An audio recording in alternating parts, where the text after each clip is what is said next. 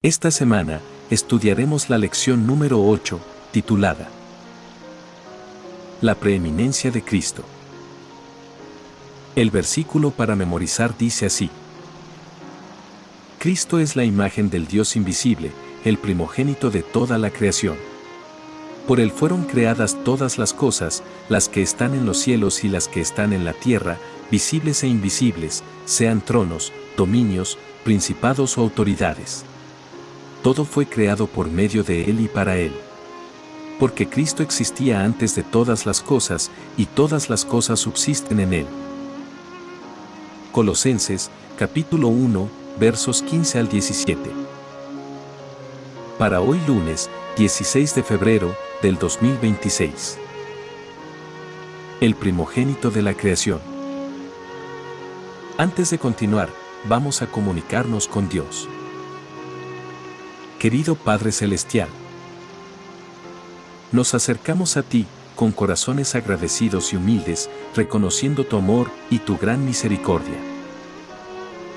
Pedimos que tu Espíritu Santo nos acompañe, mientras nos disponemos a reflexionar sobre tu palabra. Que todo lo que aprendamos nos acerque más a ti y nos capacite para servirte mejor.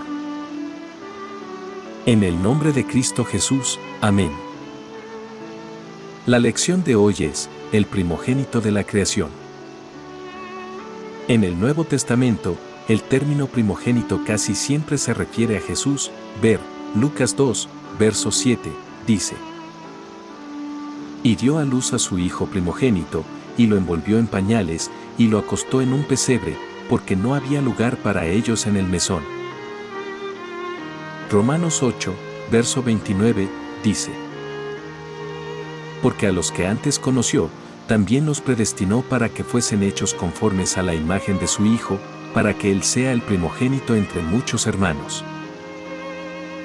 Colosenses 1, verso 15, dice: Él es la imagen del Dios invisible, el primogénito de toda creación.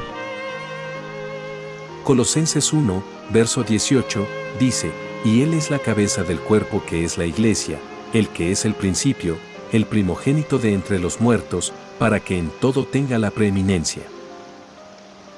Hebreos 1, verso 6, dice: Y otra vez, cuando introduce al primogénito en el mundo, dice: Adórenle todos los ángeles de Dios. Apocalipsis 1, verso 5, dice: Y de Jesucristo el testigo fiel, el primogénito de los muertos, y el soberano de los reyes de la tierra. Al que nos amó, y nos lavó de nuestros pecados con su sangre, pero aún en los textos donde la palabra designa a otras personas, estas no necesariamente nacieron cronológicamente primero dentro de sus familias. El concepto bíblico de primogénito enfatiza la relación especial que un hijo tiene con su padre, independientemente del orden en que haya nacido respecto de sus hermanos. Además, hay casos en los que los hijos más jóvenes son más destacados.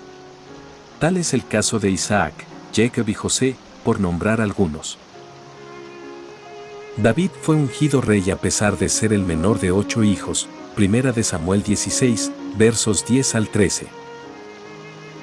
No obstante, Dios dijo de él: Lo pondré por primogénito, el más excelso de los reyes de la tierra, Salmos 89, verso 27. También dijo a Moisés: Israel es mi hijo, mi primogénito, Éxodo 4, verso 22. En este sentido, el término es usado con una connotación de preeminencia. Leer el libro de Colosenses, capítulo 1, versos 15 al 17. ¿Qué razones da Pablo para que Jesús sea llamado el primogénito de toda la creación? Colosenses 1, versos 15 al 17, 10. Él es la imagen del Dios invisible, el primogénito de toda creación. Porque en él fueron creadas todas las cosas, las que hay en los cielos y las que hay en la tierra, visibles e invisibles, sean tronos, sean dominios, sean principados, sean potestades, todo fue creado por medio de él y para él. Y él es antes de todas las cosas, y todas las cosas en él subsisten. Es evidente que Pablo no estaba sugiriendo que Jesús fue el primer ser creado. De hecho, excluye categóricamente esa posibilidad cuando dice dos veces, y de maneras diferentes, que todo lo que existe fue creado por Él y para Él, Colosenses 1, verso 16. En ambos casos, se señala a Jesús como el agente personal mediante el cual la deidad llevó a cabo el proceso de la creación.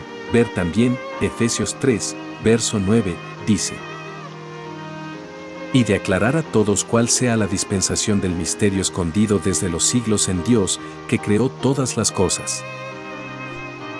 Juan 1, versos 1 al 3, dice: en el principio era el Verbo, y el Verbo era con Dios, y el Verbo era Dios.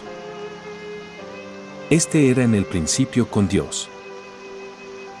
Todas las cosas por Él fueron hechas, y sin Él nada de lo que ha sido hecho, fue hecho. Apocalipsis 4, verso 11, dice: Señor, digno eres de recibir la gloria y la honra y el poder, porque tú creaste todas las cosas, y por tu voluntad existen y fueron creadas. La afirmación de Pablo no podría ser más amplia. Todo significa todo, espacialmente, cielo y tierra, ontológicamente, visible e invisible, y funcionalmente, tronos, dominios, principados, potestades. Estos últimos términos se refieren normalmente a los seres angélicos. Ver, Efesios 3, verso 10, dice: para que la multiforme sabiduría de Dios sea ahora dada a conocer por medio de la Iglesia a los principados y potestades en los lugares celestiales. Efesios 6, verso 12, dice: porque no tenemos lucha contra sangre y carne, sino contra principados, contra potestades, contra los gobernadores de las tinieblas de este siglo, contra huestes espirituales de maldad en las regiones celestes. Para no dejar lugar a equívocos, Pablo también señala que Jesús existía antes de todas las cosas, Colosenses 1, verso 17. La expresión griega traducida como antes significa precedencia tanto en sentido jerárquico como cronológico, pero en todos los demás textos donde Pablo la usa se refiere al tiempo. Ver, por ejemplo, 1 Corintios 2, verso 7, dice: más hablamos sabiduría de Dios en misterio, la sabiduría oculta, la cual Dios predestinó antes de los siglos para nuestra gloria. Gálatas 1, verso 17, dice: ni subí a Jerusalén a los que eran apóstoles antes que yo, sino que fui a Arabia, y volví de nuevo a Damasco. Efesios 1, verso 4, dice: según nos escogió en él antes de la fundación del mundo, para que fuésemos santos y sin mancha delante de él. Otra razón que da Pablo para justificar la preeminencia de Jesús es que todas las cosas subsisten en él, Colosenses 1, verso 17. El verbo griego sinistis significa literalmente reunir o unir. Jesús es el factor unificador del universo, no solo por su papel como creador, sino también porque es el Redentor. Dios, el Creador, murió por nosotros. ¿Qué podrían añadir a eso nuestras obras? ¿Por qué es blasfema la idea de que nuestras obras pueden o deben añadirse a lo que Cristo ya ha hecho por nosotros? En estos momentos pasamos a los comentarios del espíritu de profecía referente a la lección de hoy, lunes 16 de febrero del 2026, que lleva por título, El primogénito de la creación. El Hijo de Dios vino al mundo como un restaurador. Él era el camino, la verdad y la vida. Cada palabra que pronunció era espíritu y vida. Hablaba con autoridad, consciente de su poder para bendecir a la humanidad y librar a los cautivos atados por Satanás. Además, estaba consciente de que con su presencia podía traer al mundo una felicidad completa. Anhelaba ayudar a cada miembro de la familia humana que se encontrara oprimido y sufriente, y mostrarle que era su prerrogativa bendecir, no condenar. Cuando Cristo realizó las obras de Dios no se estaba adueñando de una facultad que no le perteneciera, porque este era el propósito que el cielo le había encomendado, y para esto estaban a su disposición los tesoros de la eternidad. Ningún control le sería impuesto al disponer de sus hechos. Pasó por alto a los que se autoengrandecían, los encumbrados y ricos, y se relacionó con los pobres y oprimidos, proporcionando a sus vidas una brillantez, una esperanza y una inspiración que nunca antes habían conocido. Pronunció una bendición sobre todos los que tuvieran que sufrir por su causa, declarando: bienaventurados sois cuando por mi causa os vituperen y os persigan, y digan toda clase de mal contra vosotros, mintiendo. Mateo 5, verso 11. Cristo reconoció abiertamente su derecho a la autoridad y a recibir lealtad. Vosotros me llamáis Maestro y Señor, les dijo, y decís bien, porque lo soy. Uno es vuestro Maestro, el Cristo. Juan 13, verso 13, Mateo 23, verso 8. De ese modo se mantuvo la dignidad que le correspondía a su nombre y la autoridad y el poder que poseía en el cielo. Hubo ocasiones cuando habló con la dignidad de su verdadera grandeza. Más de una vez declaró: el que tiene oídos para oír, oiga.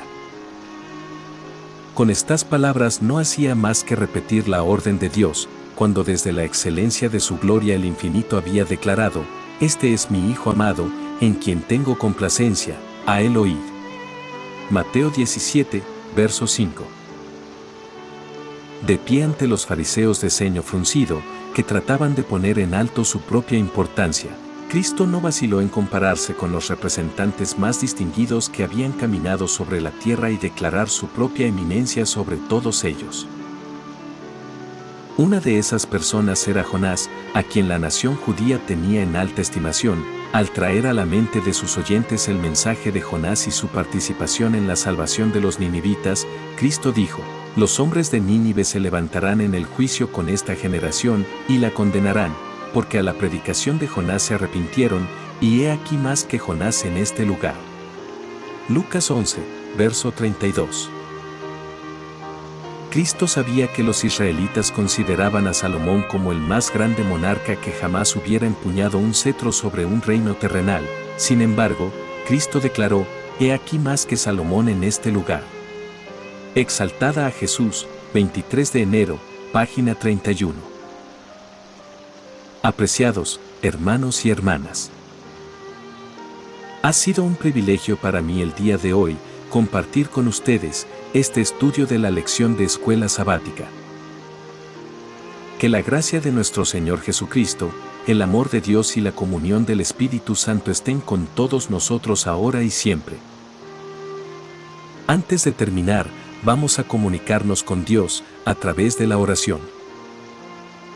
Amante Padre Celestial, te agradecemos por este tiempo de reflexión y por la sabiduría que has compartido con nosotros a través de tu palabra. Te pedimos que las enseñanzas y los mensajes que hemos explorado permanezcan en nuestros corazones y mentes, ayudándonos a vivir de acuerdo con tu voluntad. Fortalece nuestra fe para seguir tus caminos y ser testigos fieles de tu amor en el mundo. Danos la fuerza para aplicar lo aprendido en nuestra vida y para compartir tu verdad con aquellos que nos rodean.